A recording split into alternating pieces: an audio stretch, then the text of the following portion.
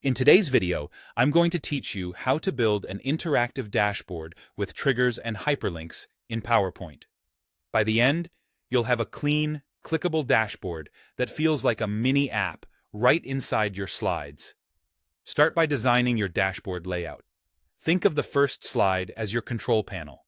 Place charts, icons, and buttons where people's eyes naturally go. Keep spacing consistent. Align elements to a simple grid, and use a limited color palette so the interactive parts stand out. If your charts are already built, drop them in and size them so they're easy to read. Your icons and buttons will act as navigation or toggles, so make them clear and descriptive. Next, add the shapes or buttons you'll use for navigation.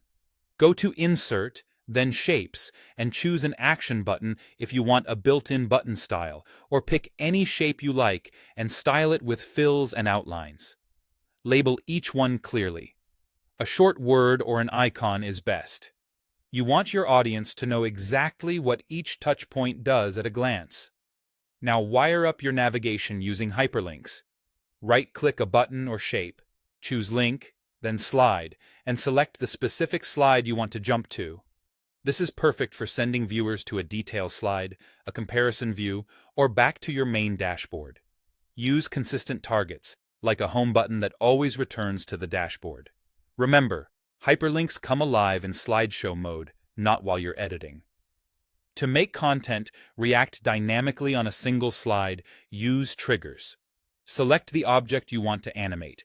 This could be a chart callout, a data label group, or a text box. Then open Animations. Add the animation you want, and go to Trigger. Choose Start Effect on click of, and then pick the object that should act as the trigger, such as your icon or button. This tells PowerPoint which click controls which element.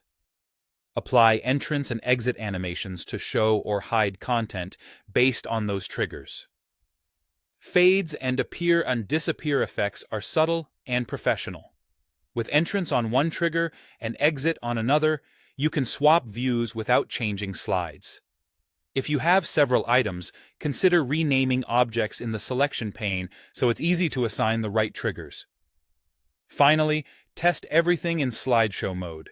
Click through all buttons, make sure hyperlinks jump to the correct slides, and verify that each trigger reveals or hides the intended content smoothly.